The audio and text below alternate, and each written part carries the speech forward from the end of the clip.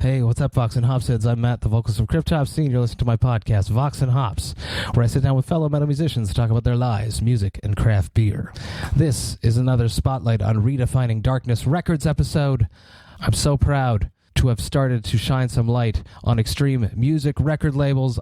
I love having the ability to share music with all you guys. Super stoked. Redefining Darkness is an absolute gem of a record label ran by an amazing human called Thomas. Today, I am very, very proud to play you a track by an amazing band called Oxygen Destroyer. This is their track, Onslaught of Precambrian Hordes, taken from their record, Bestial Manifestations of Malevolence and Death, which they have just released a remastered version via Redefining Darkness Records earlier this year.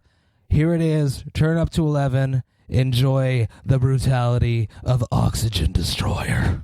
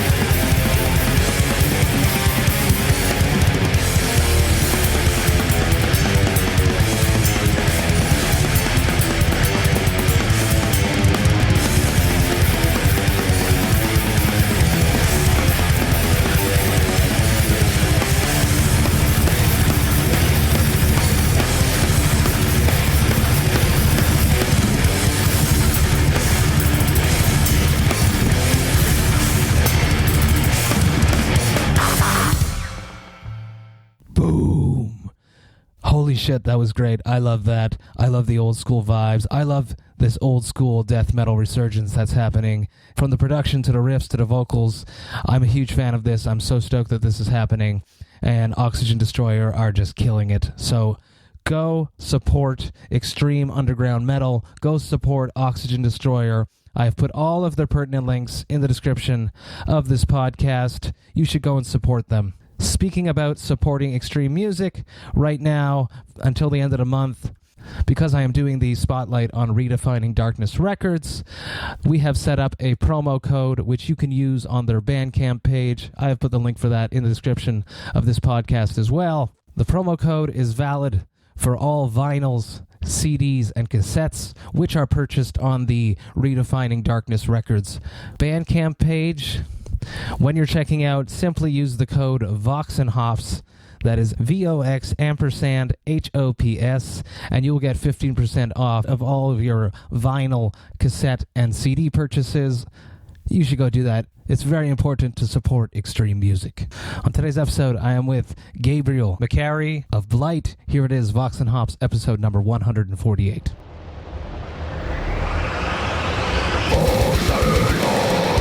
I warn you, what you are about to hear is very disturbing indeed. Hey, what's up, everyone? Today I'm with Gabriel McCary from Blight, ex-vocalist of Dissonance. It is great to be with you. It's been a long time that we haven't seen each other, and it's funny that it comes to times like this that we get together after many years of having seen each other. Yeah, very true, man. I'm super happy to be on the podcast. Like extreme metal and beer, perfect combination. I was hooked from the get-go. Actually, you would have had books to this, and you'd pretty much cover all bases for me in as far as like my worldly interest goes. So it's pretty good. Let's just touch on the history of everything. You being from Montreal, I remember when 3 Mile Scream, my band before Cryptopsy, was up and running. Dissonance was such a hot band, influential. How did it feel to leave that band? Oh man, the hard question from the onset. All right, to feel the band felt like shit. I won't lie. At the moment, of course I had plenty of time to reflect on that, but back then it felt more like almost like an obligation. Of course, it's an obligation I had to ponder on, on and on. I kept on going back to, because, for the better part of the last year I was in a band, I was contemplating leaving, at many different instances. But it was a mix of so many things. There was a few things that was more on the personal side of things, with the girlfriend back then. And it was getting harder and harder on us, as a couple, for me to leave for such an extended period of time. But I would have never sacrificed this, as cold as that may sound, I would have never sacrificed this for any relationship, beside that it was a long running one, we were together for several years. But it was that combined with the fact that the actual weight of touring was actually pushing all of us to have a weird relationship. It was kind of like more of a dysfunctional family at the end. I had fun with some of the members, some of them not so much, and there was a gap there kind of happening. And there was a few things as far as the band itself and the concept of the band. We all wanted, myself included, wanting to move into a different musical direction with the third album that was being composed at the time. But as much as it seemed like a good idea to go a route that it was more groovy and more kind of breakdown and stuff like that, for people to react live, because a lot of people were looking at us as if we were with deers in the headlights, just not fucking understanding a thing that was happening, and that was pretty much intentional, and that was good. But yeah, we wanted to do something a tad different, and I had such a great concept for the album too. Lyrically speaking, I was looking for something completely out of the norm. So that was great. But at the same time, it felt less and less like me, because I joined Dissonance because it was this crazy entity, this complete insane, manic fucking, kind of borderline serial killer, type music, So I really enjoyed that because it was very obscure. But if we were going the other route, I wouldn't see myself being comfortable being the crowd pleaser, the entertainer. That's not part of my persona on stage. So I was all right. So all these things combined kind of got me to look, the biggest show I think I did was not that big. I think it was maybe a festival, something like that, maybe 3,000 person or some people in the audience maximum. And still I was well, from that point on, it's pretty much, rinse and repeat, right? It's whether you have 10,000 person in front of you or less than that, doesn't really matter. I think I did it. So I was might as well leave on a high note. And I thought Solace was that high note, beside the fact that it sounds horrible in album. Fuck, the production is it's one of the least favorite album that I ever was on because of the sound, but not because of the music, because the music is still pretty much dear to me, and close to my heart. So that's pretty much it, man. So yeah, it felt like shit. It felt like shit because back then, being in a band defined a lot of my personality, defined a lot of like who I was as a person. And that was completely illusory. It's kind of like you put on a shirt in the morning and then you would identify with the shirt, forget it, that there's something underneath the shirt.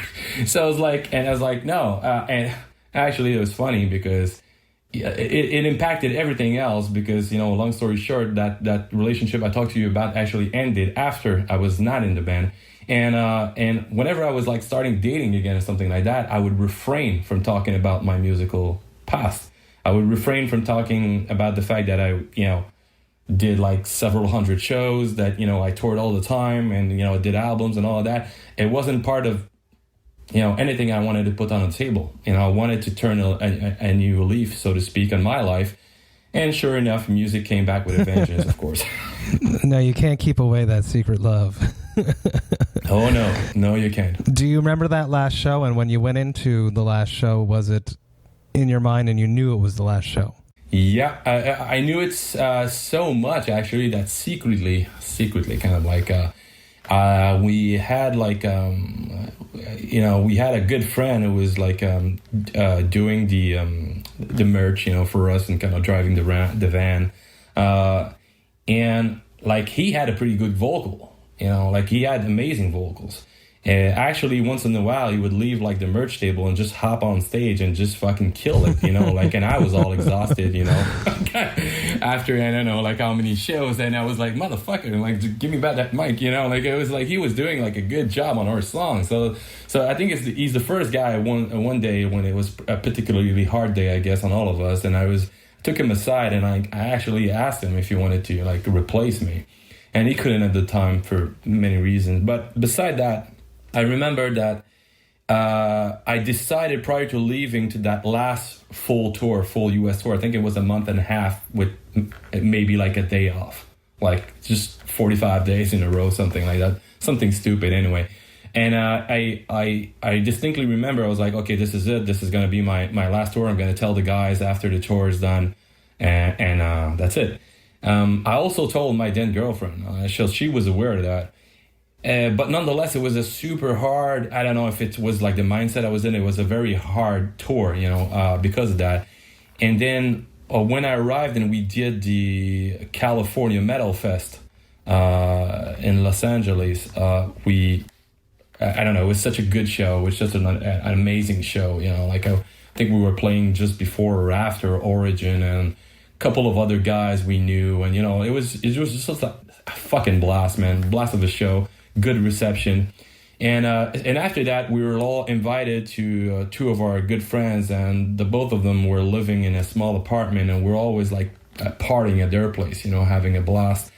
And after that show, the following morning, after we did the party and had a good fun time, I just sat down with the guys, like eating breakfast, and I was like, this is it, I'm done with the band. And I told them then that I didn't want to do that while we were at a height of, say, an argument together, or that we're like all flustered up and kind of like excited because something bad was happening. So I was like, no, this is not gonna be a decision I'm making because something bad happened. Like this is well thought out. Like I thought about it for a long time. So I wanted to be like clean and clear. So that was it. At the time, of course, like the reception was like more than lukewarm because, we had a lot of like other tours planned and other plans. So they were like, what the fuck are we going to do in the meantime? And sure enough, as soon as we came back home, also there was a tour that they asked me initially. It was like, okay, well, can you at least do that last leg, that was in Canada? I think it was like an extra week or something like that. And I was like, yeah, I prefer not, but if it needs to be, sure. And, be completely transparent here, there was a huge problem with Iron Dissonance back in those days, and that was the money, of course. Like, money was completely idiotically, like, we didn't know what to do with the money, and we couldn't secure any type of, like, a good cash out of that, not even to pay for basic expense and something like that. But most of the guys were fortunate enough to, say, have, like, I don't know, like, roommates or or at least like most of them were living with their parents actually. I was the only one who was like completely independent and didn't have that option in my back pocket. So that was always a problem. I was always broke, having to leave apartment in the middle of the night. I did that, having my drummer like fucking Jean just coming to my place in the middle of the night, packing the van of the band and just fucking leaving without never being seen again. Yeah. Actually, we're joking sometimes about that because I was always just leaving stuff behind, whether it be like just a couple of CDs or whatever. Like, and it was like, like I'm more used to seeing your stuff than I do mine. It's like, yeah, man, it's completely stupid. So So because of that, I just decided not to do that last leg, and it was a thing back then. But me and Alex were the roommates, after the whole Ion Dissonance thing. And Alex from Despised Icon, of course, and we had like switched place a few times. Like I replaced him. Like I did like a week of tour where I was like doing vocals for Despised Icon, doing Alex's vocals, and actually did the opposite one time. I remember I did the opposite for a few days. I replaced Steve in Despised Icon for a few shows as well, and then so he just like went, okay, I'm gonna do it. So he did the Canadian. Yeah, he did like a week, and he came back and was like, man, I don't fucking understand none of your lyrics. I don't understand how you fucking do it.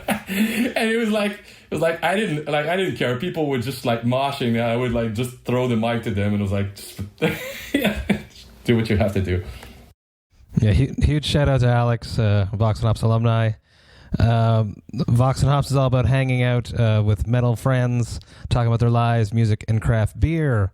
Today I am going to be drinking Echo Session Ale's Hazy Session IPA. This clocks in at 3.9%.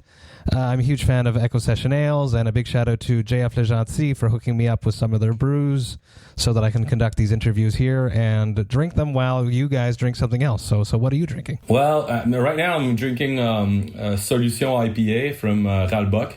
It's actually like it's pretty high in percentage. I didn't see that. 7%. Yeah, right on. And middle of the afternoon. All right, cool. Well, anyway, it's whatever, pandemic and all that shit. So who cares? But yeah, I'm in pretty good company. I mean, I used for the first time. I don't know if I should do a shout out about that or something, but I will anyway. I use a service called Veux-tu une bière? Same. I got my delivery yesterday. That's funny. There you go. Yeah, like I didn't even know that thing existed. My girlfriend found the thing, and I was like, when I knew I had a couple of things planned. Like we did one of these, Zoom thing with my band to celebrate the upcoming album. We're gonna get to that, but we couldn't meet, right? So we cheered, over like this online. So I had to have a few good beers. So I bought like some good IPA from Brasserie du Bas-Canada. I got some IPA du Nord-Est, of course, from Boreal. So pretty good stuff. I'm thinking. Good. You're stocked up. Cheers. Thank you so much for coming and sharing a beer with me virtually. Cheers, man. Yeah. Oh, to you. I mean, I love the podcast. I mean, I listen to it whenever I can, just like while working in the background. It's pretty amazing. Thank you so much. I wanted to touch on you growing up. What was the soundtrack of your youth when you were in your parents' or guardians' home? What music was playing when you were not in control of the music? I'd say that'd be my mom, just because she had custody of the children. We would see my dad once in a while, but yeah, his musical taste, I don't quite remember. Then again, they had pretty similar taste, I think. But yeah, what was playing in the household could range from one extreme to the next. Actually, my mother was super open musically. She would play some French crooner type music like Charles Aznavour, which is still one of my favorites as well. To like Cat Stevens, I don't know, Genesis. Genesis was a big thing. One of her favorite. David Bowie, same thing. All bands and things that nowadays, in retrospect, I absolutely adore as well. But she would go also the route of like we would have like vinyls from Led Zeppelin, Judas Priest, Iron Maiden. Even she saw Iron Maiden a few good times. She went to see like Power Slave tours and all that good stuff when they were like at the height of their popularity. And I guess back then, and she saw that and she loved it. She loved the music. She was also playing piano, so that got me into some of the classical stuff, kind of like, one of my favorite classical artists is Eric Satie. I don't know if you know the piece Les Nausiennes. She was playing that once in a while, and that became one of the pieces I love the most. So yeah, I think I got that from her. That open-mindedness to music. Even though she never played professionally speaking, she was in choirs and stuff like that, but she never played professionally. But I think it runs in the family, that interest. Yeah. Let's touch on Blight. This is your new project, recorded by a good friend of mine, Mr. Dom Grimard, ex The Last Felony, Session Cryptopsy bassist. I haven't seen you in a long time. I miss you, brother. I hope you listen, and cheers. So let's touch on how did this all come together? It's a question that I hate to answer, but it's a young band, so I'm curious. Yeah, well, it's a young and it's an old band at the same time. It's a weird thing. So I'm gonna have to backtrack on this. So back in the 90s, I was, like I said, I was in this band, Unquintessence. But say even a few months before it was even before we came up with the name Unquintessence, it existed under different other pseudonyms and names.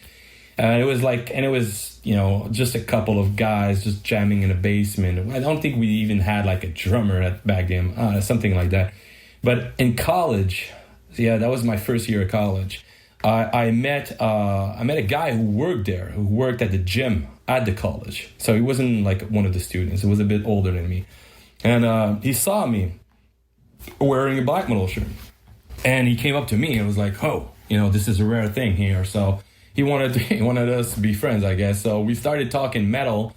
And then it was like, oh, listen to this and listen to that. And we started like trading tapes as it was the norm back then. So we started this, trading tapes and all that good stuff. And he was making me discover a few bands. I was making him discover bands as well.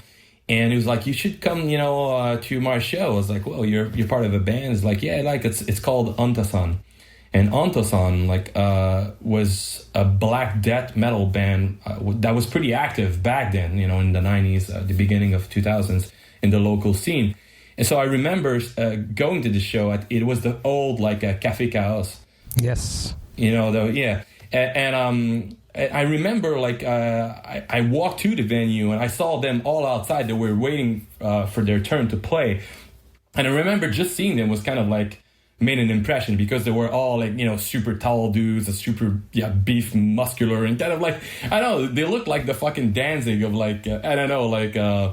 of black metal with huge upside down cross on their necks, and I was like, okay, so and the music, and it was pretty brutal and it was pretty different, and I was really digging it. I was like, oh, once I get a good drummer and I get this thing started, we should totally hook up and do some shows together. And so and of course, Quintessence was all about pure destruction and super violent stuff, right? There was blast beat nonstop.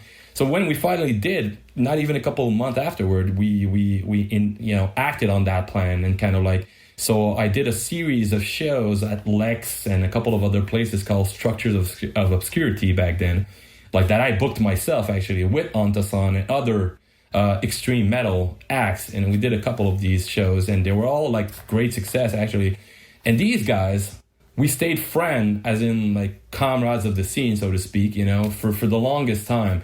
And especially two of them, Pascal and Rob, who are now the guitar player and the drummer of Blight. And I would see these guys around in bars, and we would cheer. And when I was in my the band I had after Iron Dissonance, the black and roll band called Vatican, yes. they were at my shows. Most of the time I would see them. Pascal is fucking, I don't know, 6'6" or 7, I don't know, he's fucking too tall for his own good. Anyway, he's a tower of a dude. So you can see him in every crowd, and so it was so I was constantly seeing them. So I was like, okay, and they were very supportive, and they were back then they were trying to do this mathcore / black metal thing called Insect. They were in a band called Insect. I don't know if you remember that. So yeah, we were good comrades. But you know, when Vatican was about to die, and actually it did die for a moment, you know, there was a couple of situations that happened that got me in contact with Rob, who wanted to step in and do the drums, because we no longer had a drummer. Because our first drummer, Vincent, is Vincent from Dope Throne that you interviewed. You know, he was a drummer in well, actually, the funny thing is, I've known these guys since high school, right? Like Vincent from Dope Throne, you know, was one of my friends in high school. So is Victor, the bass player from Dope Throne. These two guys are like one of my oldest friends in Montreal. But you know, so he was part of Vatican. So when he left, or when it happened that he left, like Rob, who was, you know, wanted to step in to do like material, Vatican material that was yet to be recorded. And so we did that, and it was an EP that never saw the light of day as a physical release, but we eventually put it online for free. And that's how we kind of like met yet again, I'd say, and formed like a new alliance. It was like, you know, it's a shame like Vatican is dead and we can't do shit about it. And actually, for a moment, I remember your actual bass player like jammed with us, you know, to kickstart Vatican again. Really?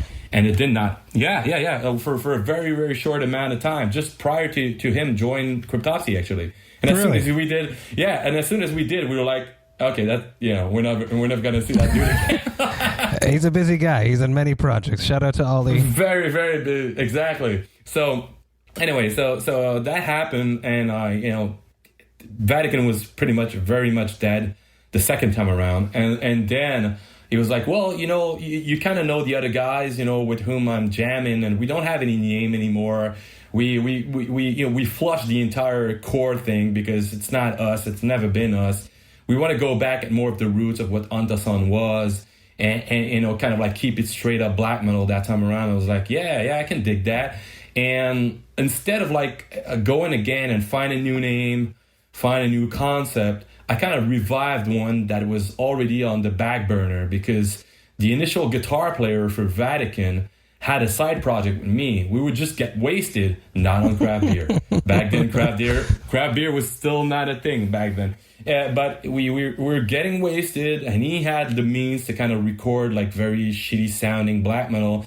And we would just jam, you know, like I'm not a guitar player, but I would still come up with riffs, and he would play them actually well enough to record. And we would just like jam songs, just pump them out. And we did a couple of like tape releases, like very underground stuff, you know, for the very like for the black metal aficionados out there who love their 90s vibe, you know, the nostalgia. So we did a couple of these releases, cassette release. And I was like, you know, that band never went anywhere, never did anything. And it died for this exact same reason Vatican died. You know, and I lost contact with that guy. So reviving having a new band, new members, I was like, you know, but I kind of like the name Blight. And, you know, why start something new? I was like, I kind of liked the conceptual direction also that I was taking with this band. So I was like, we should do that, but just better, you know, and kind of like, you know, started afresh. And so they all accepted, you know, my offer, quote unquote, my offer. And yeah, from that point on, we started jamming together. But that was back in, I think 2011, 2012. That was a long time ago when you think about it now. It just so happened that when we started jamming, it took us the longest time before we got into the groove of working together. We all had like very, very different backgrounds and very much different approach. And we were like kind of like, we were unsure what we wanted to do.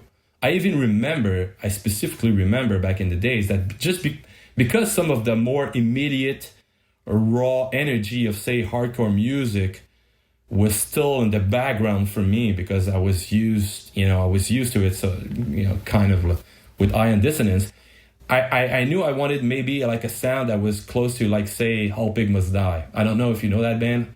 You know, something like that, something that would sound like black metal, but that would have this, I hate to use that term, but more American touch, I guess, you know, kind of like in the immediacy of the beats and rhythm and the aggressiveness. But the other guys weren't digging it. We were trying, but it wasn't working. It was kind of like, it was hit or miss most times on the composition. So we managed to get 2 songs out just to say, hey, we exist. And we put that on Bandcamp, and it was a demo called Death Reborn. And when we did, it was just enough so we could start doing shows. Because we had like maybe 5 songs, you know, so we could do like small shows, like opening bands. So we did a couple of shows just on the back of that 2-song demo alone, and we were telling people to just go to Bandcamp and download the songs. So we started working on new material, but like I said, we've never been a band who were pressured into you know, just pumping out music. I mean, like we're older guys. We all been part of bands who toured a lot, who did that life, and weren't really interested in going back that route again. And we all had different kind of like business ventures, and one of them even has kids now. So of course it was kind of like out of the question. So we just wrote material at our own pace, which was we took fucking forever each time. So we did like another kind of like 5-song EP called The Teachings in 2015.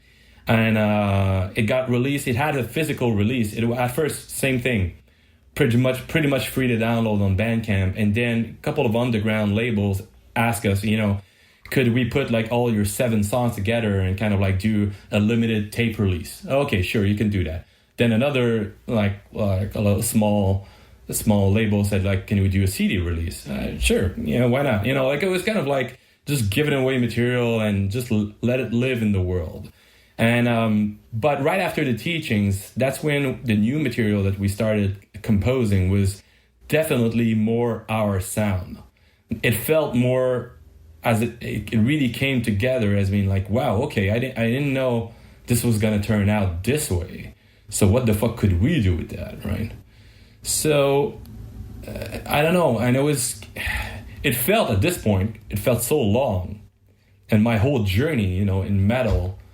Quote unquote journey, I guess, but it started rough. The first thing I ever recorded was in '99. I mean, professionally recorded, like in a studio.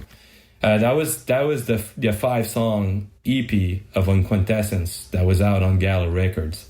That was the first time I was in a studio. I did a couple of demos back, you know, before that, and stuff recording with just a general boombox recording, like the entire room or something, you know. But nothing, you know, so quote unquote pseudo professional. So after like, you know, several kind of like releases, albums and whatnot, you know, we were approaching almost the 20-year mark of me being active in the scene, you know, at different points and instances with different bands. And I've always been very present, you know. At one time I was designing a lot of merch, you know, you remember, merch albums for local bands. I was writing lyrics for bands left and right, just like... Really? See, that I didn't know. Yeah. Just random, you know, or just like doing what we did with, you know, on the Cryptopsy album with Anoint the Dead, you know, like just like coming in with a few, you know, lyrics, and sometimes just lending in my vocals as well if I was invited. So I kind of kept it, you know, fresh that way. That is true. It's good to mention. I think you're the only guest that's ever been on a Cryptopsy record, aside from having Lord Gordon come back and stuff.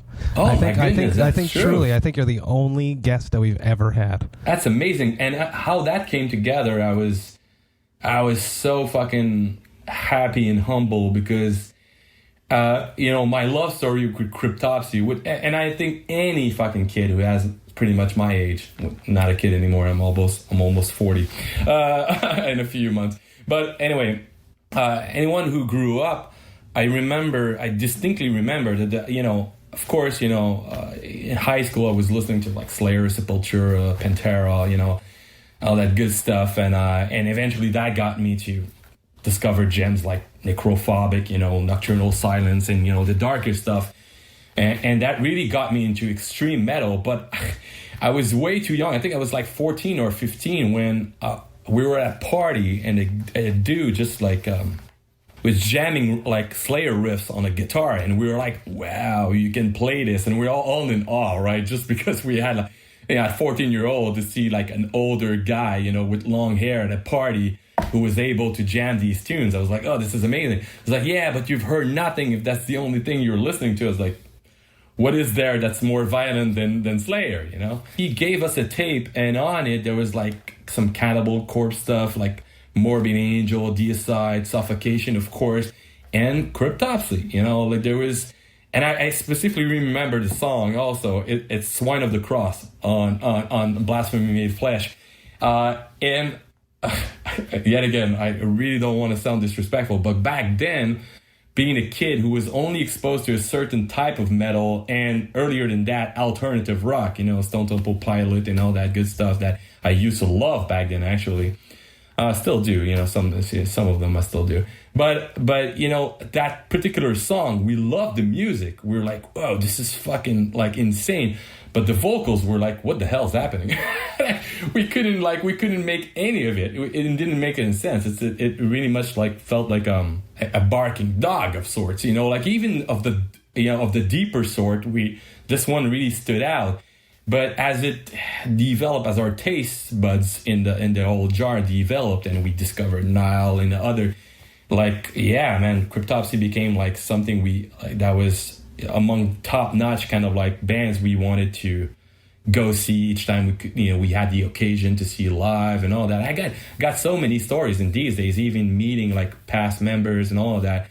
But how that came together, that whole contribution, it's really because when they were looking for a singer after Lone Worm departed, they were looking around for just like who else was in an extreme metal band in the scene that could potentially fill these enormous shoes, you know, as if that's an easy thing to do, and kind of like also have no criminal records. I remember they told me about that. No criminal records, so you could like cross the borders without any problem. And that had like somewhat of a recording and of a stage presence enough, you know, that you could pull it off. So I remember talking with the guys about it, and they approached me for this.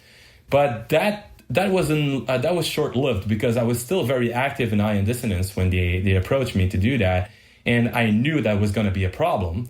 And the idea to join a band that I wholly respected, and I loved the material, but at the same time I was building my own stuff with Ion Dissonance, and things were picking up and things were looking good. We were on the rise, so it was like I didn't see myself kind of like trying to emulate somebody else's sound vocally and all of that. But I remember we went to the Fifth once, and I met with Flo and a couple of the other guys. And one thing that really went, okay, no, this is not for me, is he mentioned, can you like do clean singing? I was like, what do you mean clean singing? And just the question alone, you know, coming from the drummer of Cryptopsy, I was like, really? What the fuck? Why? And it was like, yeah, can you know? And I remember, I think he talked about Queen of the Stone Age. I think he did. Like, I don't know. That's something that stuck in my mind. I was like, yeah, no, that's not gonna happen. Should I just fucking walk off or something? Well, I don't know. Like, but I you know, I remain good friends, you know, with Chris, you know, your guitar player, and you know, Chris, we met because he toured with us once, you know, being a roadie. So yes, Josh Homme Flo definitely enjoys his vocals. And if it wasn't for that horrible idea, I wouldn't be the singer of Cryptopsy. Yeah. So I'm still grateful for Flo's crazy ideas, innovative ideas, because you know everyone's got clean vocals in death metal right now. What the fuck, man? I mean, like I know that album got a lot of like flack, but you fucking pulled it off, man. That's one thing. Like I remember when I heard it, I was like, fucking kudos to that guy, man. Seriously, I was like, because I knew it. You know, I knew it was coming. And I couldn't envision it, but I was like, oh, I was very impressed. So, yeah. Chris has told me this story, and I'd like to hear it from the other side. He was doing merch for you on a Canadian tour. Yeah. And you guys kicked him off the tour in Vancouver, and he had to get a bus ride home, which took days. What is your side of that story? Oh, man, I can imagine knowing Donaldson, and I've spoken to him about this, so I can say this. He would not be a good merch person. I don't know that, man. It would be so disingenuous of me to like say otherwise. This is pretty much in a nutshell exactly what happened. As to why this happened, that would be a gray zone I will not completely go into because I had no play in it. I had absolutely no part of it. That's also one of the reasons why Chris never had any problem kind of like inviting me back to his home, inviting me back on recordings. And, you know, like we always had kind of like a good relationship nonetheless. And on tour, we had like a lot of fun. But, you know how tour are. Sometimes like people get on each other's nerves, right? And, maybe at several points, we were all getting each other's nerves, but we couldn't kick ourselves out because we were part of the band. And I think that's one of these instances where what happened is, for X reason, it was decided that we no longer required a roadie on that tour. And like I said, like I told you, the money thing was always kind of like super mishandled and not understood correctly and not managed correctly. So we, like, some of us like decided that it was a better move to kind of like just send him home, when we were like in fucking Vancouver of all places. And I remember not wanting to participate in that like decision at all, right? I completely stepped out of the argument. I was like, nope, I'm not going to partake, not going to put my foot in, and wade in. I just remember this super fucking awkward discussion in the van when that happened. And I was like, fuck, I can't believe we're actually doing that. And sure enough, like pretty much all of us, I think we kind of felt bad about it. But yeah, from his standpoint, I completely understand why he would be pissed off and hold a grudge. I mean, I wouldn't have it any other way, actually. So when we did meet again, that was because I was invited to do, background vocals and feature vocals on some of the Spice Icon albums. Actually, I did so for like 2 or 3 albums. And when I did, we were always doing this as Chris's place. So kind of like we got talking again and we realized that, we're all doing what we could. And, and he's good at his craft, and he respected what I was doing on my side, and he always had a blast kind of like recording my vocals. I think. No, he's a big fan. I know he's a big fan of yours. Yeah, so that's why he was like, hey, I mentioned your name, we're looking for a new, singer and all that. But when that didn't happen, and I think for a moment they had Martin, Martin, right? Was his name? Martin Lacroix, yes. Yeah. So Martin stepped in, and then you. Or maybe I'm mistaking like the timelines there, but whatever. You got the timeline a bit skewed, but it's okay. But yeah, when you're part of a band, I didn't know you much. I know of your previous bands, but I was like, okay. But yeah, when you told me like, hey, can you at least interested in singing on a song and like writing down lyrics? I was like, yeah, fuck yeah. I mean. And I'm pretty happy because, to be honest with you, and even though I think you pulled it off, despite what people might think, I think the album still works on its own right. It's just like maybe as a Cryptopsy record, it's kind of out of place. But this particular song is so fucking brutal. I mean, it's one of the brutal songs on the record. So I was very happy to be part of it. It was great. It was fun, and I was super happy to have you there. Let's just wrap this up on when is Blight's new record coming out? I believe you told me that you found a record label. Let's just wrap this up on that. Sure. Yeah, man. So we did find a label. It took forever. Even recording the album took forever, but that's another thing because we had like a lot of like little problems here and there. But my drummer broke his leg actually during a Satyricon concert. Really? Not too long ago, like maybe like a year or two ago, not even. He broke somebody fell on him during like a mosh pit thing, and he just ended up in the hospital, with his femur was split in half. Jesus. So that was so like the order in which we recorded the instrument was kind of like all out of place.